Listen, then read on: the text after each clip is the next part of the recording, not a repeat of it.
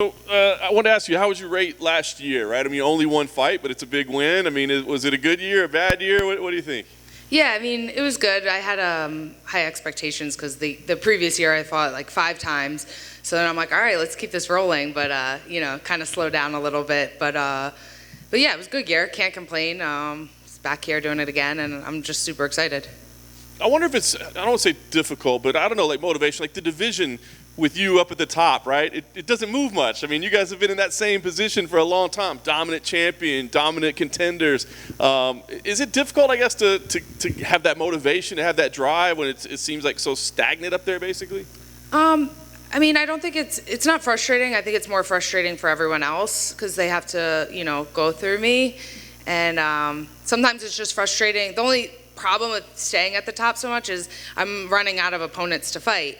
I fought like almost every girl in the top 10, and then the girls that are like up and comers and doing really well and look good, I'm like, ooh, I haven't fought them, I want to fight them. And they're like, well, they're ranked too low. I'm like, well, then who am I supposed to fight? That's not, it's not my problem. So that part is a little bit frustrating, but I mean, since I've been at this division, I've been in like the top 2 or 3 spots. So I think that, for me, I don't know many other fighters that have kind of fought that many top 10 opponents in their career and then stayed there throughout this time. Yeah. Well, that's what I wondered. I mean, so like if somebody's, 15 or whatever, unranked, I mean, are you even open to those fights? Or do you think, man, I've worked so hard to get here, I can't put my reputation on the line for you? No, absolutely. Give me the lower, the better. I mean, I'm cashing paychecks.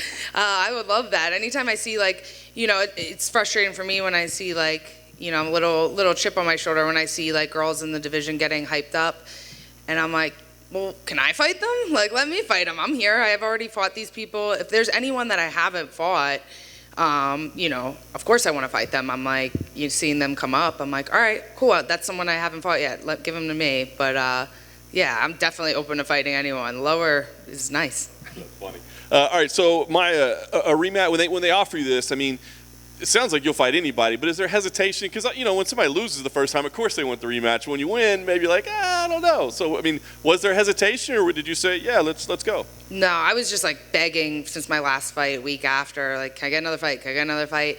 I think when they said Jennifer Maia, I was a little like, it's not like, if it's someone you've already fought and you've already beat, it's a little like less exciting. But for me, I'm like you said, I fight anyone, I don't care. And I mean, that fight was a perfect, I don't want to say easy fight. No fight's easy, but if I want to do a rematch, that's definitely one I like. Nice. So when you have a rematch, you win. Do you go back and really break down tape the second time around, watch, or do you go like, hey, man, I was already in there with it for 15 minutes. I know what to expect.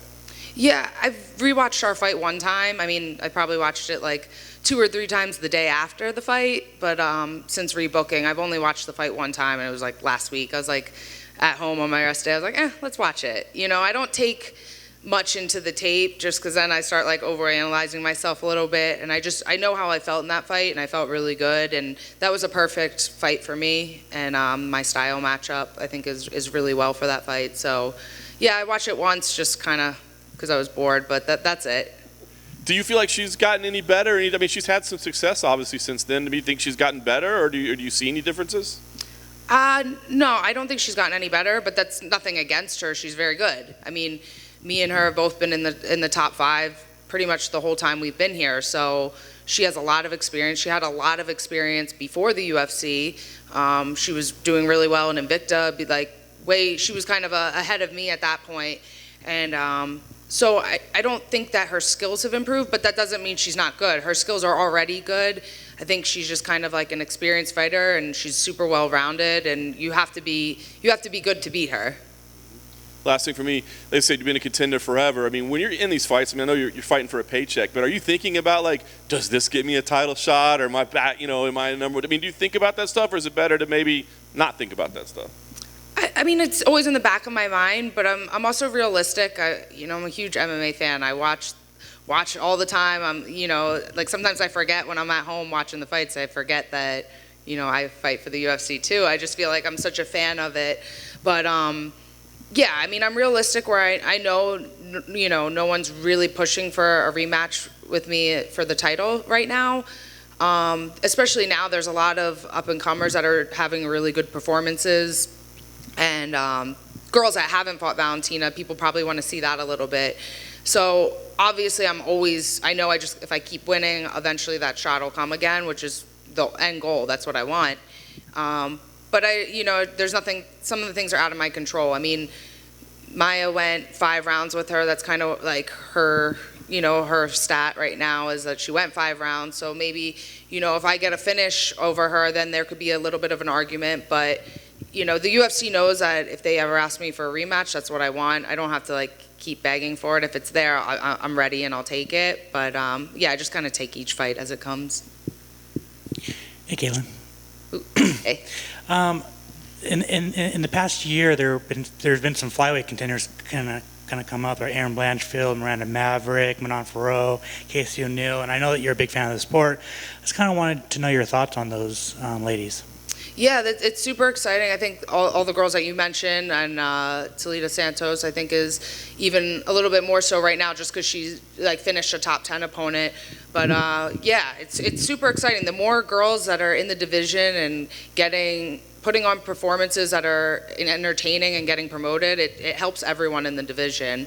Out of all those girls, I'm super hyped on Erin Blanchfield. I train with her a lot in Jersey and New York.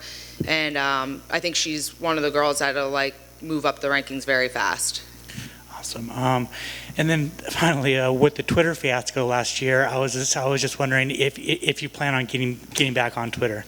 So I had to delete my Twitter because I've tried 100 times to get it fixed. So I deleted it, and then I have it back again under the same handle @VlonFighter, but it's not verified, and I have 5 followers. So I'm I can't even tweet during the fights and get my tweets up because I'm oh no, it's unverified right now. But hopefully we can get that fixed and I can get back on to normal routine on there. Cool, thank you. Yeah. No. You don't have to hide behind it. You like what you Yeah, right. There's a way you can get more followers. Yeah, it did work. I mean, people are a lot nicer. Some fans are a lot nicer to me now on social media than A before. certain sort, I imagine. Yeah, fighting top 10 opponents every fight doesn't help, but getting a couple of Twitter likes, people enjoy that a little bit more. Yeah. All right, thank you.